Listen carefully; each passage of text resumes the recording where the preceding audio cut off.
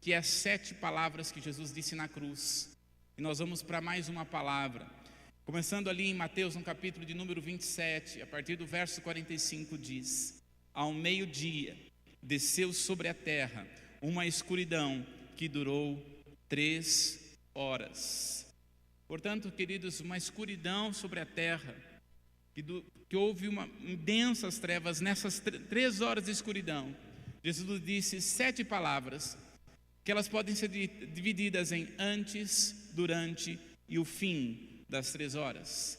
E as 7 palavras que ele disse, as palavras antes das 3 horas de trevas foi: Pai, perdoa-lhes porque não sabem o que fazem. Já estive ministrando sobre isso.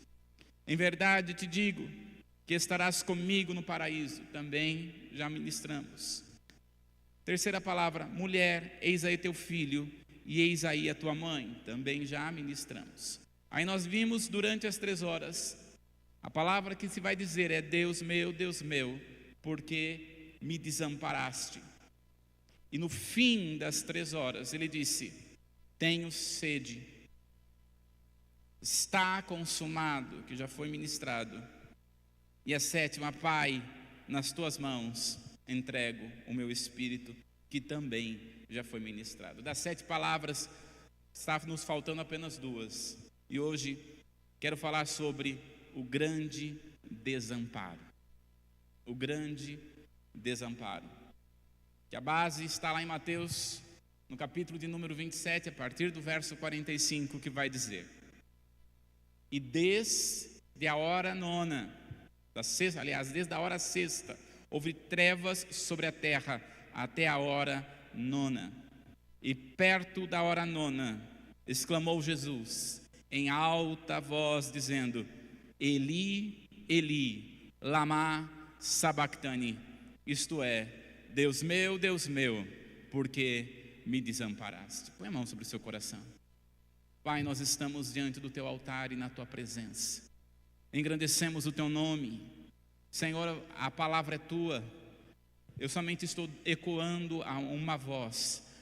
Pai, em nome de Jesus, eu quero pedir a ti, para que conforme nós estivermos lendo a tua palavra e meditando nas tuas escrituras, o teu Espírito tenha liberdade para que no nosso meio haja cura, haja libertação, haja restauração.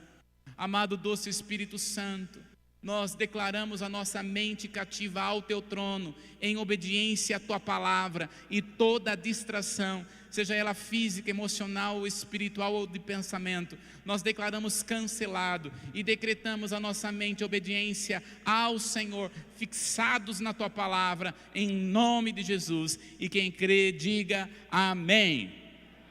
Glória a Deus. Queridos, esse texto, quando Jesus está falando Eli, Eli, lama sabachthani, Deus meu, porque me desamparaste, ele é tão profundo. E quando eu estava dentre as 7, eu falei: Senhor, toda vez que eu vou ministrar, Senhor, qual é? E quando chegou nessa parte, queridos, meu coração teme, porque ele tem uma profundidade espiritual, uma profundidade tão tremenda, que eu oro ao Senhor para que as palavras possam chegar aos nossos corações diante da grandeza e da sua profundidade. Quando Deus, quando nós estamos falando sobre Deus, ou quando nós estamos falando sobre a Trindade, nós temos como o Pai, o Filho e o Espírito Santo. Essa é a Trindade. A Trindade, ela é eterna. E quando nós estamos falando de eternidade, a nossa mente, ela não entende, porque a nossa mente, ela foi formada para ter começo, meio e fim. Mas quando nós estamos falando de eternidade, eternidade não tem começo, eternidade não tem meio, eternidade não tem fim. Ela é atemporal. E assim é Deus. Mas quando nós estamos falando da Trindade, nós precisamos entender que só é Deus, só existe Deus por causa do Pai, por causa do Filho e por causa do Espírito Santo. Se eu tirar o Pai, não tem Deus. Se eu tirar o Filho, não tem Deus. Se eu tirar o Espírito Santo, não tem Deus. É um só Deus, um só Senhor. Porém, o Pai é o Pai, o Filho é o Filho, e o Espírito Santo é o Espírito Santo. Cada um é um. A Trindade é diferente de triunidade. A visão da triunidade é dizendo que Deus ora se manifesta como Pai, ora se manifesta como Filho, ora se manifesta como o Espírito Santo. Isto não é trindade, isto é triunidade. E quem crê na triunidade, ela está e é uma seita e uma heresia. Mas a trindade que a palavra do Senhor nos mostra é cada um sendo um. Por exemplo, quando Jesus ele foi batizar, Jesus estava sendo batizado, o Espírito Santo veio como uma pomba, não tinha pomba lá, hein, gente? O Espírito Santo não entrou na pomba, era uma forma, ou seja, o Espírito Santo veio leve e suave sobre Jesus, como uma pomba desce suave, como ele vem suavemente vindo sobre a terra. Uma pomba é assim, o Espírito Santo veio sobre Jesus leve e suave, e então uma voz disse: eis o meu filho amado, em quem me comprazo. Aqui nós estamos vendo o Pai, o Filho e o Espírito Santo. Porém, os três é um só Deus, é um só Senhor.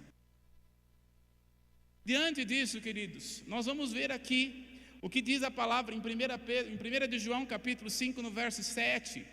Está aí, dizendo: porque os três são os que testificam no céu, o Pai, a palavra que é Jesus, ou o verbo, e o Espírito. Estes três são um. É um só Deus. Então, quando nós estamos falando de trindade, nós estamos falando do Pai, do Filho e do Espírito Santo sendo um. Agora, precisamos entender que o Pai, ele é o supremo. O Pai é o estrategista, o Pai é o grande arquiteto. Olha só o que Jesus vai dizer. João capítulo 14, no verso 28, ele diz: ouviste o que vos disse, vou e venho para vós. Se me amais, certamente exultareis, porque eu disse: vou para o Pai, porque meu Pai é maior do que eu. Ou seja, Jesus ele reconhece que ele está debaixo de uma autoridade espiritual do Pai. Mas esta autoridade não é porque ele é menor do que o Pai. Esta autoridade é porque ele entende qual é a ação em que ele deve se mover. E não de que ele é, no nível, um segundo Deus. Mas ele sim é a segunda pessoa da Trindade, mas não abaixo no nível de autoridade, porque eles mesmos têm o mesmo poder, mesma autoridade, a mesma porção, pois os três é onipotente, onisciente, onipresente. Porém, ele vai se subsistir, ele vai permitir, ele vai entender que quem comanda e os três ali, a mente é do Pai. É Deus Pai que faz todas essas coisas. Por exemplo, é o Pai que envia o Filho. É o Pai que enviou o Filho. Veja só, nisto se manifestou o amor de Deus para conosco, que Deus, ou seja, o Pai, enviou o seu Filho unigênito ao mundo, para que por ele vivamos. Ora, quem enviou o Filho para a terra? O Pai. Veja, o Pai é quem envia o Espírito Santo. Está aí, João 14,16. Eu rogarei ao Pai, e Ele vos dará outro Consolador, para que fique convosco para sempre. Ou seja, é o Pai que envia o Espírito Santo. Ou seja, eles estão em uma só concordância, em uma só consonância. Há uma harmonia entre os três, sabendo o que cada um tem que fazer. Talvez isso fique um pouco difícil para a nossa mente, porém, queridos, isso é um ambiente espiritual e é o que a Bíblia nos revela, que sendo os três, um só Deus, um só Senhor. Costumamos dizer que a Trindade é como uma família. Só existe família se tem pai, mãe e filho. Enquanto não tem filho, é um casal, não é família.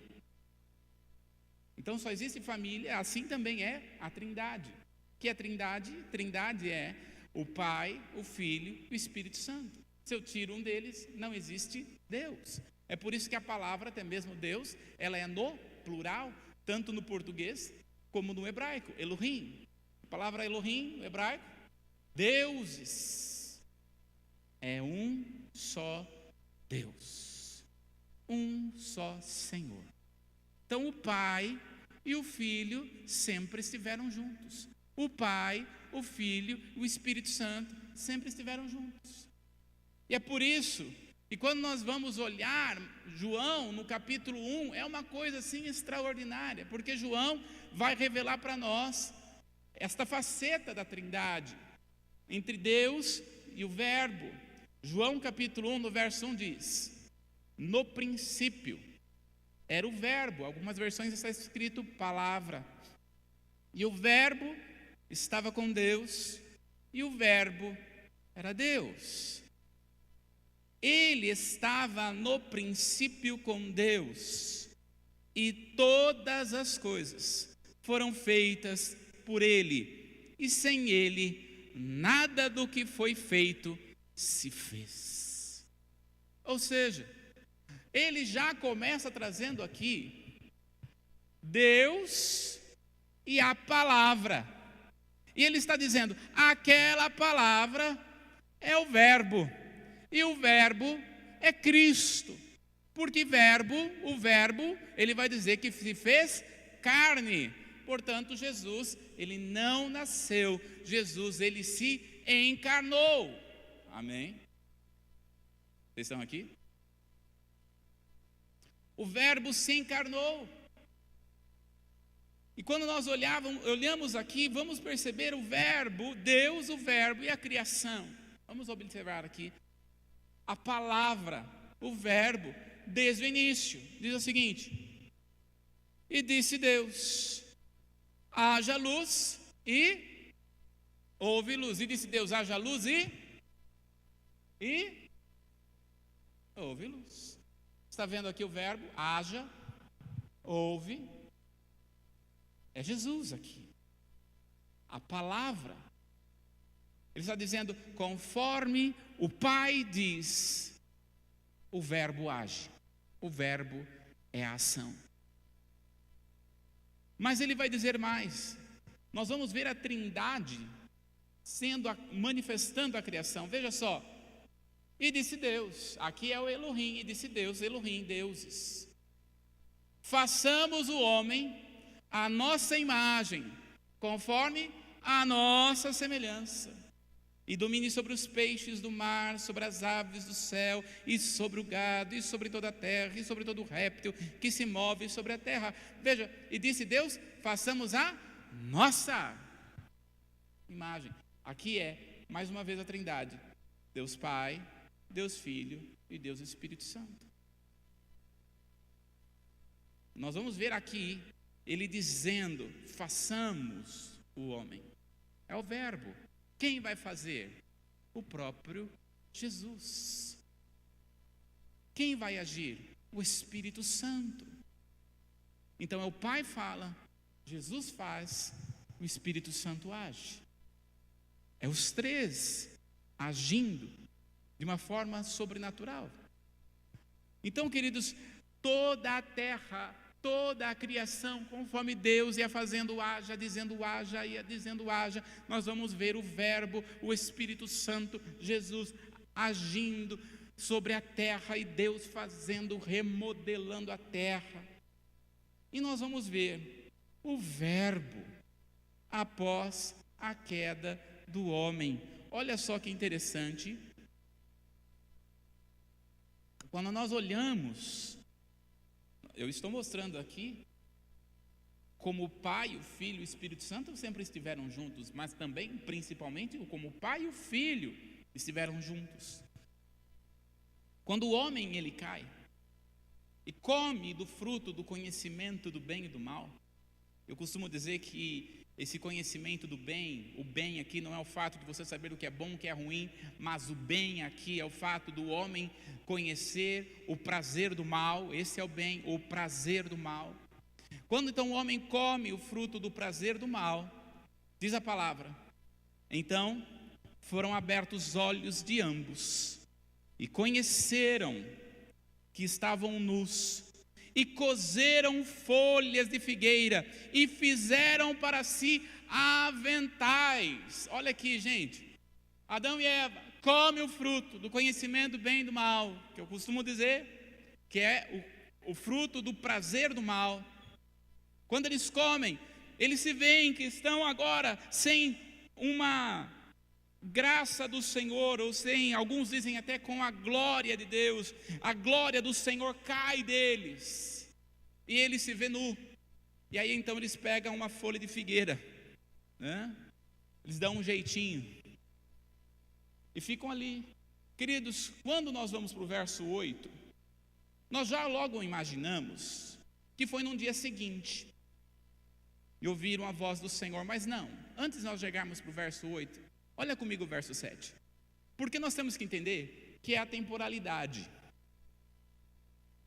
E quando Deus, ele está falando para Moisés escrever o Pentateuco é Gênesis, Êxodo, Levíticos, Números e Deuteronômio. Nós precisamos entender que o que ele fala em Gênesis, ele vai explicar em outras partes da Bíblia, principalmente dentro do Pentateuco. Ele vai explicar, por exemplo, em Levítico. Quando nós olhamos aqui, e foram abertos os olhos de ambos, e conheceram que estavam nus, que dia que foi esse? Que momento que foi? Será que foi numa segunda, numa terça, numa quarta, numa quinta? Nós não sabemos. Mas, sabemos um dia aqui, que diz assim, verso de número 8. E ouviram a voz do Senhor Deus, que passeavam no jardim pela viração do dia. Esta expressão para o judeu é muito importante. Viração do dia. Viração do dia. Por quê? Quando se fala para o judeu a respeito de viração do dia, não pode ser qualquer dia. Viração do dia não pode ser a qualquer momento. Viração do dia é quando existe uma viração de sexta para o sábado. Quando nós olhamos para Êxodo capítulo 20, a respeito do quarto mandamento, ele vai dizer assim: lembra-te do dia de sábado. Lá nos 10 mandamentos é vários não, né? Não. Dentre os 10 apenas tem 2 que não tem não, que é honra o teu pai e tua mãe para que prolongue os dias. E depois o outro que não existe não é lembra-te do dia de sábado, para te consagrares ao teu Deus. Porque quando fala-se de viração do dia, então nós vamos entender, e é aqui que precisamos compreender que possivelmente, e mais do que possivelmente, aonde o Senhor ia se encontrar com Adão e Eva, queridos, não era todo dia. A gente fala, todo dia ele encontrava. Não era, queridos, nós temos que entender todo o Pentateuco. O dia em que Deus se encontra com o povo é no 7º dia. E eles se esconderam quando ouviram a voz, eles sabiam quando o Senhor ia vir encontrar com eles. Por isso eles se esconderam. Que dia que foi esse, querido? Dia de sábado, para o judeu. Hoje nós entendemos e nós não guardamos um dia, porque nós entendemos que o verdadeiro descanso, que é o sábado, não está no dia, está em Jesus. Por isso nós não guardamos um dia, nós guardamos Jesus. Amém? Agora, entenda que ele está trazendo aqui, Moisés está trazendo algo que é importante para eles. Na viração do dia, esconderam-se Adão e sua mulher da presença do Senhor entre as árvores do jardim. Eles estavam vestidos, com aquela cinta de figueira, se escondendo do Senhor, porque era dia do Senhor se encontrar com ele na viração do dia. Mas agora presta atenção, lembra que nós vimos, e João está dizendo que Jesus é o Verbo. Quem ia encontrar com Adão? Com quem Adão se encontrava no dia de sábado? Veja a expressão: e ouviram a voz do Senhor. O que é esta voz do Senhor? É o Verbo. Era Jesus que vinha se encontrar com ele. E eu gosto, aqui nós temos a revista Almeida Corrigida, mas a NVI, ela fala uma coisa impressionante. Porque a NVI ela vai dizer: e ouvindo, o pastor Paulo tem falado muito isso, ouça, porque ouvir é o Verbo, é Cristo, é a palavra. Ouvindo o homem e sua mulher, olha aí o que ele vai dizer: os passos do Senhor Deus, que andava pelo jardim, quando soprava a brisa do dia, esconderam-se da presença do Senhor Deus entre as árvores do jardim. Veja só, os passos. O que nós vamos ver aqui, queridos? Possivelmente, Jesus aqui se materializava para Adão e para Eva. Por isso aqui, ouvindo a voz do Senhor, ou ouvindo os passos do Senhor, era o próprio Cristo que vinha falar com eles. Queridos, nós somos mais privilegiados do que Adão, porque a diferença entre nós e Adão é que Adão, ele não tinha o Espírito Santo. Se Adão comesse da árvore da vida, é que então ele ia receber o Espírito de Deus na vida dele, que é o Espírito de vida.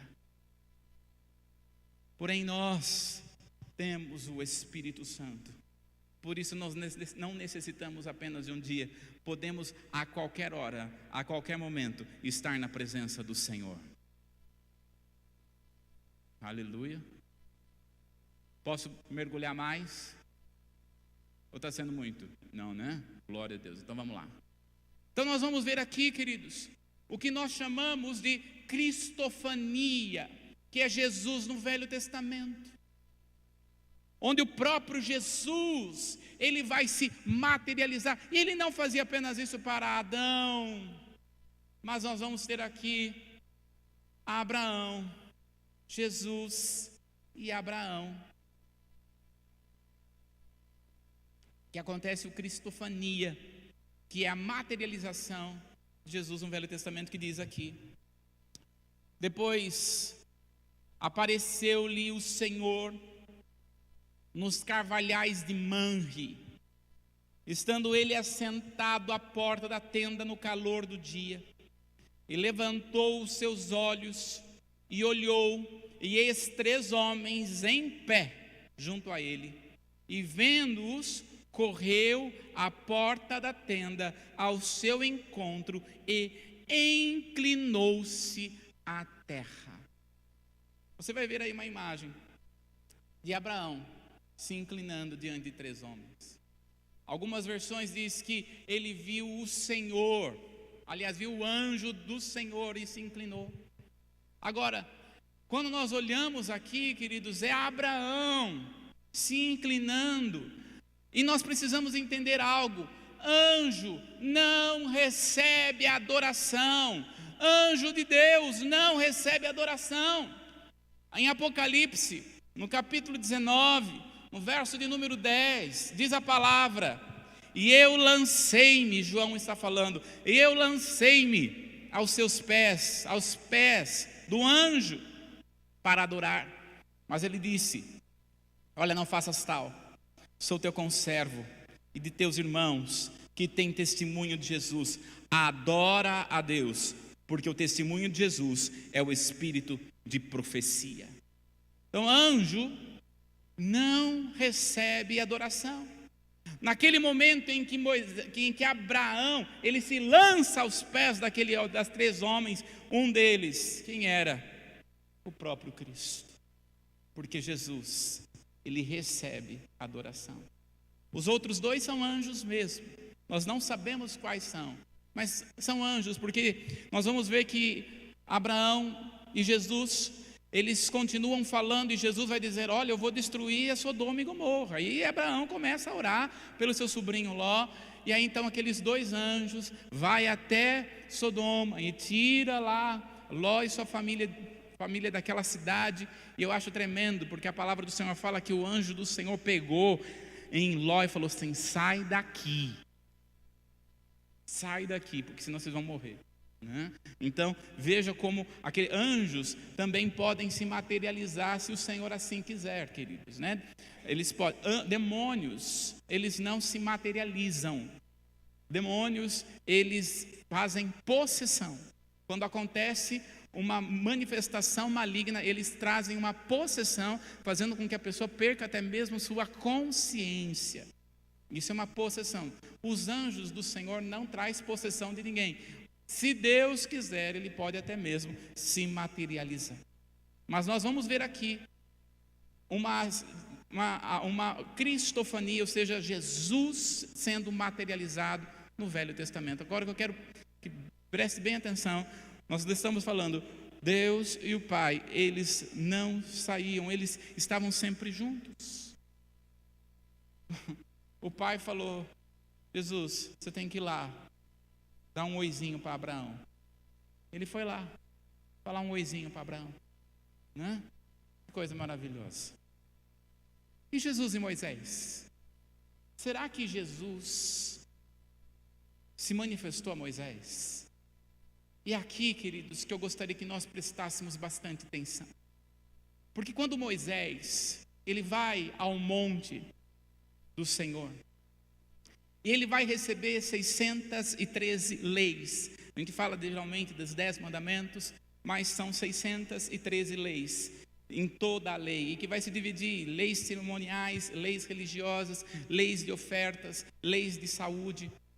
Quando ele vai receber as 613 leis, e por que são 613? Por que Deus não deu 612, 620, não deu mais ou não deu menos, deu 613? Porque na Bíblia não tem nada por um acaso, tem tudo um propósito. 613, querido, 613, número 6 é o número do homem, porque o homem, ele foi feito no 6º dia. O 13, que não é o que você pensa que é, mas o 13 significa, vem da palavra no hebraico amor, que é raiá, e a palavra raiá, o peso dela é o número 13. Então 613 significa Deus expressando o seu amor para o homem. Por isso que é 613 leis.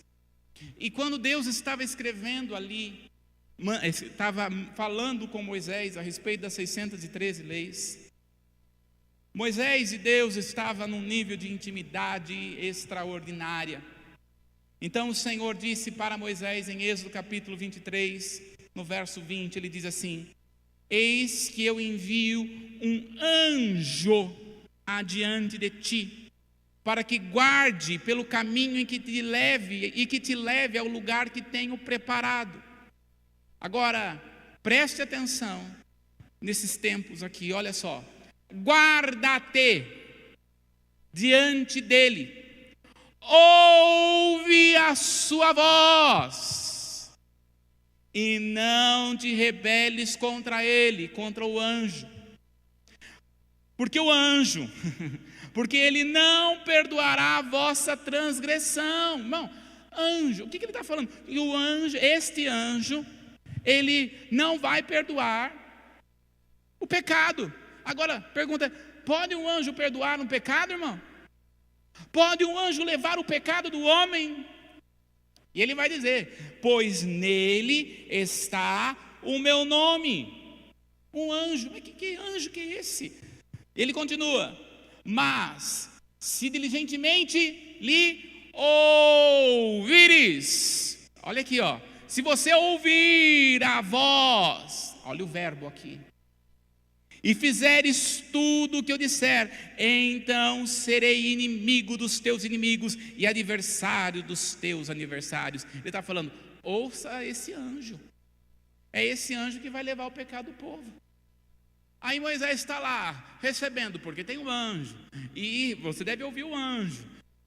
Aí Moisés de repente começa a ouvir o povo, né? E o povo está fazendo o quê? Uma imagem de escultura. O povo está levantando a imagem de um bezerro, e eles começam a adorar esse bezerro. É o deus Apis do Egito. Eles fazem, não é uma criação deles, é uma criação que veio do Egito. E aí nós bem conhecemos que Moisés chegou lá com os mandamentos, ficou bravo, quebrou as pedras dos mandamentos, né? Aí Deus falou: vai ter que escrever de novo, né? Mas ele quebrou, e aí ele subiu, voltou novamente ao monte. Quando ele volta para o monte, olha o verso 32 de Êxodo, ele vai dizer o seguinte: tornou Moisés ao Senhor e lhe disse: ora, o povo cometeu grande pecado, fazendo para si deuses de ouro. Agora, pois, olha a oração de Moisés. Prestem atenção aqui, a oração de Moisés. Agora, pois, perdoa-lhe o pecado, ou se não, risca-me, peço-te, do livro que escreveste. Olha aqui. A oração, que ousadia de oração. Risca-me, peço que risca o meu nome do livro. Agora a pergunta é: quais livros? Nós temos pelo menos 5 livros na Bíblia que Deus estabeleceu. Por quê? Risca o meu nome do livro. Mas qual livro que ele está falando? Vamos ver alguns livros. Primeiro, nós temos na Bíblia o livro da lei. A palavra do Senhor em Gálatas 3:10 diz: todos aqueles, pois, que são das obras da lei, estão debaixo de maldição, porque está escrito: maldito todo aquele que não permanecer em todas as coisas que estão escritos no livro da lei para fazê-las. É a primeira parte, livro da lei. Segundo livro, é chamado de livro das obras. E deu mar os mortos que nele havia, e a morte e o inferno deram os mortos que neles haviam, e foram julgados cada um segundo as suas obras. Então existe o livro das obras. Irmão, tudo que você e eu nós fazemos, seja de bom ou de mal. Eu acho que tem um anjo que é escriba no céu, escrevendo tudo. E aí? É o livro das obras. Nós vamos ter os livros dos segredos. Ai, ai, ai. Livro dos segredos, que diz: porque não há coisa oculta que não há de manifestar-se, nem escondida que não haja de saber-se vir à luz. Então, você tem um segredinho lá, ó, está escrito lá, é o livro dos segredos. Olha aqui para mim. Amém? Livro dos segredos. Quarto livro, livro das palavras, que diz: mas eu vos digo que toda palavra ociosa que os homens disseram hão de dar conta no dia do juízo. Livro das palavras. Toda palavra que sair da sua boca, da minha boca, está sendo escrito. E você vai prestar conta das palavras que saem da sua boca. Vai prestar conta do que você fala. Toma cuidado. Quinto livro, o livro da consciência. Falei 5, mas na verdade são 6, né? Livro da consciência, que diz: porque quando os gentios que não têm lei fazem naturalmente as coisas que são da lei, não tendo eles lei, para si mesmos são lei. O que é isso? Ele está falando a respeito da consciência. Existe um livro chamado livro da consciência. Ou seja, aquilo que te pesa, aquilo que faz pesar a sua consciência, está sendo, olha aqui para mim, está sendo escrito essa consciência. E aí, por último, o livro da vida. E diz: e aquele que não foi achado escrito no livro da vida foi lançado no lago do fogo, que é o inferno. Livro da vida. Quando Moisés então está falando: Senhor, eu peço que risque o meu nome do livro. Qual é o livro que ele está falando? Qual é o livro? Veja, Moisés pediu para tirar o nome dele do livro da vida. Ou quando ele está falando: Senhor, eu quero que eles se salvem, não preciso eu ser salvo. Ele está dizendo, ele se colocou como um intermediário para levar o pecado do povo. Olha só que ousadia de Moisés, queridos. Aí Deus fala para ele, olha aqui, ó, Êxodo 32, 33. Então disse o Senhor a Moisés: riscarei do meu livro todo aquele que pecar contra mim. Riscarei do meu livro todo aquele que pecar contra mim. Não é porque você está pedindo, não, Moisés. Riscar o nome dele no livro da vida significa que ele está para o resto da vida no lago do inferno. Mas ele vai dizer, não. E aí ele vai dizer aqui, por que não vai riscar o livro da vida, o nome dele do livro da vida? Êxodo 32, 34 diz: vai, pois, agora, e conduze o povo para onde te disser que eu te disse, e eis que o meu anjo, mais uma vez você está falando, eis que o meu anjo irá diante de ti, porém no dia da minha visitação vingarei neles o seu pecado. E naquele dia foi morto 3.000 pessoas, daqueles que adoraram aquele Deus Apis, que fez a imagem de escultura.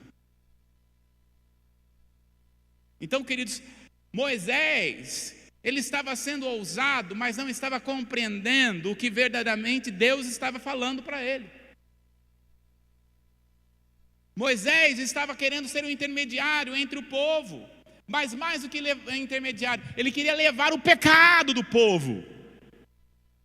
E ele falou: não, Moisés, porque quem vai fazer isso é o meu anjo. E a pergunta é: que anjo é esse? Que anjo que está falando com Moisés, que o Senhor está falando? E aí, querido, nós temos que ir para o hebraico. E quando nós vamos para a palavra para o hebraico, a palavra anjo, no hebraico é malaki, no grego é ângeles, e no aramaico é laca. Todas estas palavras de anjo significa mensageiro, emissário, alguém com uma mensagem. Anjo. Agora, não é no hebraico ali, entre Deus falando com Moisés. Deus falando com Moisés, quando Deus está falando, o meu anjo levará o pecado, o meu anjo, ouça esse anjo. Não é a palavra anjo que está sendo falado ali, a palavra é metraton. Parece até aqueles filmes de carro, né? O nome. A palavra ali é metatron. Metraton não tem uma tradução específica. A palavra metraton, se nós colocarmos ela no hebraico, significa o superior. No grego, ao lado do trono. E no aramaico, o intermediário. Irmão, quem era o anjo que Deus estava falando ali, queridos? Vou dizer de novo, no hebraico, o superior. No grego, ao lado do trono. E no aramaico, o intermediário. Anjo metraton, não é um anjo. Veja só, algumas aparições desta palavra, que foi traduzido como anjo, mas a palavra no hebraico é metraton. Essas palavras estão todas no Velho Testamento. Por exemplo, um anjo que teria guiado o povo hebreu na travessia do Mar Vermelho. Ali está traduzido para nós como anjo, mas é metraton. Outro, o anjo que impediu o sacrifício de Isaac por Abraão. Está falando o anjo, mas é metraton. Outra, O anjo da morte, a última praga que Moisés lançou sobre o Egito, que teria matado o primogênito de cada família, cuja porta de cada casa não estivesse marcada com o sangue de um cordeiro. A palavra fala o anjo da morte, mas a palavra anjo ali é metraton. Outro, o anjo do nome secreto que lutou com Jacó e lhe feriu deslocando a juntura da coxa de Jacó. A Bíblia fala anjo, mas a palavra é metraton. Então por que foi traduzido como anjo? Porque não tem uma outra expressão para trazer no português, nem no grego, nem no hebraico e nem no aramaico. É metraton. Então quando nós olhamos aqui, queridos, nós podemos dizer que por causa disso, alguns creem que metraton e Cristo sejam a mesma pessoa. Este anjo que, veja, o Senhor falou para Moisés: Moisés, o anjo vai levar o pecado do povo. Mas que anjo que vai poder levar pecado? Nem tem anjo, querido, que pode levar. Quando esse anjo, metraton, está falando de Cristo, está apontando para Cristo. Mas no devido tempo, queridos, é que realmente Jesus teria que ser morto para ser levado. A palavra em Gálatas, no capítulo 4, no verso 4, diz: e vindo na plenitude dos tempos. Eu gosto dessa expressão. Gálatas 4:4. E vindo à plenitude dos tempos, vindo Jesus, nascido de mulher, nascido debaixo da lei. É no devido tempo em que Jesus ele veio e levou o pecado. Então nós olhamos, queridos, para todas as partes do Velho Testamento e podemos ver que Deus, Pai e Filho sempre estiveram juntos, e a promessa foi de que Ele iria levar o pecado do homem. E era por isso que se manifestava como no Velho Testamento, como aquele que fala ao verbo. E aí nós vamos chegar na cruz. E aí que nós vamos ver o grande desamparo, a necessidade desse desamparo. E nós olhando novamente para Mateus, no capítulo 27, no verso de número 46, vocês estão comigo aqui? Seu coração está pulando? Meu coração pula, irmão. Mateus 27, 46 diz: e perto da hora nona, exclamou em alta voz, dizendo: Eli, Eli. Em Marcos está escrito: Eloi, Eloi, lama sabactani. Isto é: Deus meu, por que me desamparaste? Porque naquele momento, queridos, Jesus estava naquela cruz e ele estava se perguntando: por que me desamparaste? Aquela palavra, ele ao dizer, ele estava falando para os judeus, e Mateus escreve isso para comprovar o que o Salmos capítulo 22 verso 1 fala, que é exatamente isso. Salmo 22 está mostrando, Jesus fala Salmo 22, 1. Por que me desamparaste? Ou seja, é nesse momento, o desejo de Moisés de levar o pecado do povo estava agora em Jesus. O que Moisés estava pedindo para o povo, que Moisés nem entendia, porque Moisés, queridos, nós temos o privilégio de termos a revelação fechada. Moisés estava vivendo, ele não estava compreendendo tudo, mas agora Jesus estava vivendo o que Moisés estava querendo. E olha só o que diz a palavra do Senhor. Por que o Senhor desamparou ele? Porque Jesus foi desamparado, diz assim: mas as vossas, Isaías 59, 2, mas as vossas iniquidades fazem separação entre vós e o vosso Deus, e os vossos pecados encobrem o seu rosto de vós, para que não vos ouça. Naquele momento da cruz, no momento da cruz, o Pai dá as costas para Jesus. O Pai dá as costas para Jesus, por amor ao Filho. Por que por amor ao Filho, queridos? Porque Isaías 53, verso 5 diz: mas ele foi traspassado pelas nossas transgressões. quando Jesus estava na cruz do Calvário, pegaram a lança e transpassaram Jesus. E ele foi moído lá no Getsemane. A palavra Getsemane significa lugar de moer, que foi no Monte das Oliveiras. Ele foi moído. Jesus não morreu apenas na cruz, ele começou a morrer no Getsemane. Foi moído pelas nossas iniquidades. Diga assim, pela minha. Diga mais forte, pela minha. Aleluia. E o castigo que nos traz a paz estava sobre ele, e pelas suas pisaduras fomos sarados. Foi moído, foi traspassado. Porque naquele momento, olha só, 1 Pedro capítulo 2, no verso 24, ele vai dizer: carregando ele mesmo em seu corpo, sobre o madeiro, os nossos pecados, para que nós, mortos para o pecado, vivamos para a justiça. Por suas chagas fomos sarados. Naquele momento da cruz do Calvário, queridos, o Pai pegou todo o pecado do passado, do presente e do futuro e colocou em Jesus. Porque o Pai teve que se desamparar do Filho, porque o Pai agora é santo. O Pai é santo, mas o Filho estava agora cheio de iniquidade. Se o Pai, que é santo, santo, santo, se aproxima do Filho, o Filho, ele se torna como se fosse uma faísca que ia ficar no Hades. Por amor ao Filho, o Pai dá as costas, para que o Filho tivesse vida. O salário do pecado é a morte, mas o dom gratuito de Deus é a vida eterna. E o dom gratuito de Deus, então, tinha que ser necessário virar as costas para o Filho, deixar ele em pleno desamparo.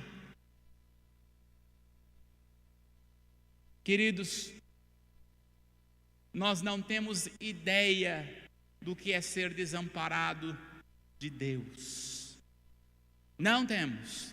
Nem mesmo aqueles que não têm ainda Jesus como seu Senhor e Salvador, ainda não têm ideia, porque ainda Deus está manifestando o amor dele através da igreja. Porque ainda Deus está se manifestando o seu amor nesta terra. O homem não tem ideia, mas naquele momento, uma angústia como nunca ninguém tomou antes. Somente aqueles que for levado para o lago do fogo e enxofre, para sempre estar longe de Deus, queridos, aí sim alguém poderá sentir. Qual é o propósito? Qual o propósito da morte e do desamparo de Jesus? O desamparo de Deus por Jesus. Primeiro propósito, pagar a nossa dívida com Deus. A palavra do Senhor Deus diz, Colossenses capítulo 2, no verso 14: e havendo riscado a cédula que era contra nós nas suas ordenanças, a qual de alguma maneira nos era contrária, atirou do meio de nós, cravando-a na cruz, e despojando os principados e potestades, o expôs publicamente, e deles triunfou em si mesmo. O que acontece? Jesus, quando estava lá desamparado, quando foi desamparado, é como a sua dívida e a minha dívida. O homem devia para quem? Para quem nós estávamos devendo, queridos? Não era para o diabo, porque o homem jamais deverá para o diabo. O homem estava devendo, era para Deus. Mas naquele momento, Deus mesmo pagou a dívida que o homem tinha. Olha que coisa tremenda. Já pensou?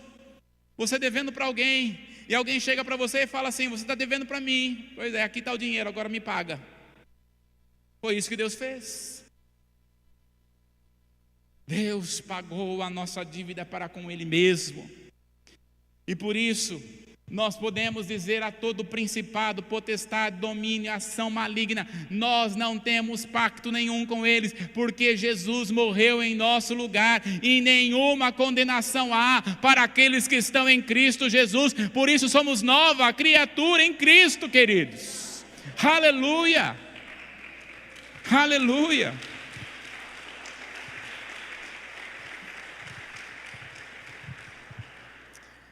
Segundo, qual o motivo do desamparo de Deus? Morrer para o pecado. 1 Pedro 2,24, ele vai dizer: carregando Ele mesmo em seu corpo sobre o madeiro os nossos pecados, para que nós, mortos para os pecados. Quem aqui é morto para o pecado? Quem aqui é morto para o pecado? Quem aqui é morto para o pecado? Quem aqui é morto para o pecado? Você está vivendo no pecado, então você tem que se arrepender. Porque eu estou falando aqui para aqueles que ressuscitaram juntamente com Cristo Jesus. Então, queridos, não quer dizer que você não peca, mas eu quero dizer que o Senhor nos libertou do poder do pecado, e hoje o véu foi rasgado, e nós podemos entrar em relacionamento e intimidade com o Senhor.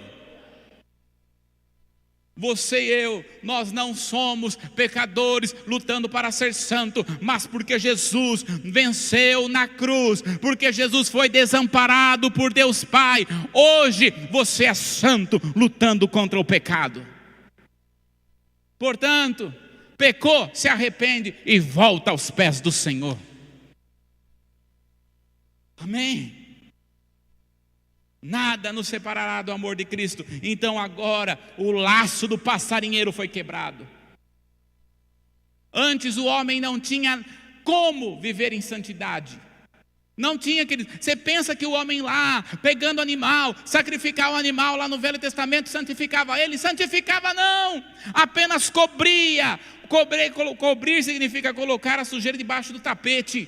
Mas agora não. João Batista, João 1,29, ele vai dizer: eis o Cordeiro de Deus que tira o pecado do mundo. Aleluia. Por isso, queridos, nós somos santos no nosso espírito. Presta atenção, você não vai ser mais santo no céu do que aqui na terra, porque você já é santo no seu espírito. Nós estamos juntamente com o Senhor, assentado no trono. Efésios capítulo 2 fala sobre a nossa condição espiritual. Nós estamos à direita de Deus Pai em Cristo Jesus. Esta é a dimensão. A nossa dimensão não é da terra para o céu, mas a dimensão é do céu para a terra. Esse é o novo tempo que Deus tem para nós, uma nova dimensão que o Senhor tem para nós, queridos. Por que Moisés falou: Senhor, eu quero levar o pecado do povo? Porque ele não tinha dimensão do céu. Deus falou para ele: Moisés, você não sabe o que você está pedindo, Moisés. É melhor você ir ser guiado pelo anjo. Você vai andando aí com o anjo aí, que ele vai falar para você o que você tem que fazer. Ouve a voz dele. E o Senhor está falando aqui para nós, queridos. Há uma dimensão maior, há um mover diferente. Agora a nossa dimensão é do céu. Jesus está sentado à direita de Deus Pai, e nós estamos juntamente com eles em Cristo Jesus. Amém? Segundo ponto, por que Jesus foi desamparado? Para que vivamos para a justiça. Para que vivamos para a justiça. Diz a palavra Efésios capítulo 2 no verso 10: porque somos feitura sua, criado em Cristo Jesus, para as boas obras, as quais Deus preparou para que andássemos nelas. Você e eu, nós não somos salvos pelas obras. Você não é salvo pelo que você faz, e nem pelo que você deixa de fazer, mas você é salvo para fazer as boas obras. Você é salvo para levar as boas obras. Você é salvo para falar das boas novas do Senhor. Amém? Então, e ele vai dizer mais aqui: o Senhor já preparou para nós. É só seguir, é só andar no caminho. Só que alguns querem desviar, né? Senhor, é aqui o caminho, meu filho, anda, esse é o propósito que eu tenho para você, esse é o destino que eu tenho para você, esse é o chamado que eu tenho para você. Só que o homem faz isso aqui, ó. O caminho está aqui, ó. Está aqui, ó. Por isso que a palavra do Senhor fala assim: sede sóbrios, porque quem é sóbrio tem equilíbrio, ele anda reto. Agora quem não é atordoado, quem não é bêbado, e o bêbado não anda em sobriedade, o bêbado anda para lá, para cá. E o bêbado, queridos, muitas vezes não é de beber, não, é do estado emocional e espiritual que a pessoa está. Ela não está em equilíbrio espiritual e emocional. Então que o Senhor fala que Ele já preparou um caminho para nós. Terceiro e último, porque Jesus foi desamparado. Eu quero chamar aqui os irmãos do louvor. Terceiro e último, para ter o nome escrito no livro da vida. Por que Jesus foi desamparado? Para que o seu nome e o meu nome fosse escrito no livro da vida. Olha o que diz a palavra, Apocalipse capítulo 3, no verso 5. Ele diz: o vencedor. E é muito interessante essa expressão, o vencedor. Porque esta expressão, o vencedor, tem a ver com aquelas corridas que se tinha de correr e chegar até o final. E ele vai dizer: ao vencedor será assim vestidos de vestiduras brancas. Quem pode vestir as vestiduras brancas? Quem pode vestir as vestiduras brancas? Aquele que vence. Vai vencer o quê? O quê? O pecado, o mundo e o diabo. O vencedor será assim vestidos de vestiduras brancas, e de modo nenhum apagarei o seu nome no livro da vida. Pelo contrário, confessarei o seu nome diante do meu Pai e diante dos seus anjos. Aleluia. Quem aqui crê que o seu nome está escrito no livro da vida? Eu vou perguntar de novo. Quem aqui crê que o seu nome está escrito no livro da vida? Como você tem certeza? Eu falei isso, eu estava almoçando com a minha esposa hoje. Você tem certeza que o seu nome está escrito no livro da vida? Ela: ai, Bruna. Você tem que saber. Filipenses capítulo 4, verso 3, Paulo vai falar assim sobre Clemente, o nome que está escrito no livro da vida. Eu sei que o meu nome está escrito no livro da vida. Sabe por quê? Porque Jesus foi desamparado pelo Pai. Sabe por que eu sei que o meu nome está escrito no livro da vida? Porque eu confessei a Jesus como meu Senhor e Salvador. Sabe por que eu sei que meu nome está escrito no livro da vida? Porque eu estou no caminho. Mateus 24:13 diz: aquele que perseverar até o fim, este será salvo. Então eu estou no caminho, eu estou nesta jornada, o vencedor, o vencedor, o vencedor. Há uma necessidade, queridos, de nós permanecermos no caminho. Seu nome está escrito no livro da vida? Eu creio que sim. Por quê? Porque Jesus foi desamparado. Qual foi o propósito de Jesus ficar desamparado do Pai para escrever o nome no livro da vida? Agora a situação é, quando é que Jesus morreu? E a palavra em Apocalipse 13:8 diz que Ele morreu antes da fundação do mundo, para poder escrever o seu nome, escrever o seu nome lá. Eu creio que o meu nome está lá. Não só creio, como eu sei que está. Quero perguntar para você que está aqui: o nome para ser escrito no livro da vida, há uma necessidade de confessar. Todo aquele que confessar diante dos homens, eu confessarei diante dos anjos. Você confessou a Jesus? Você confessou o Senhor como Senhor da sua vida? Veja que Ele não está falando apenas de ser Salvador. Ele está falando para ser Senhor. Não é porque você nasceu numa igreja, não é porque você é crente, que você já tem o seu passaporte carimbado. Há uma necessidade de você confessar.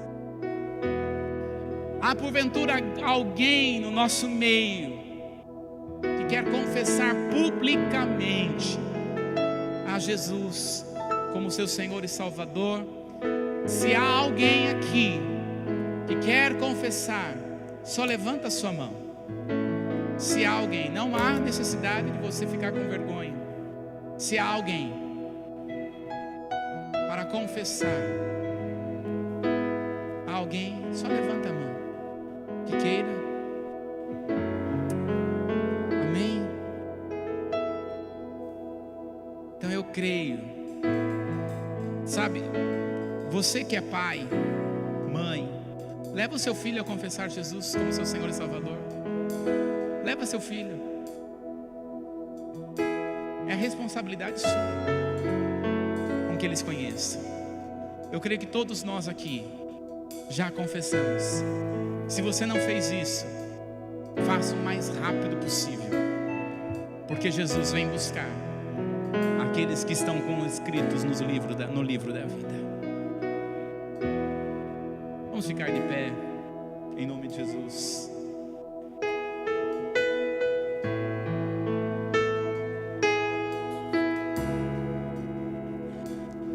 Aleluia.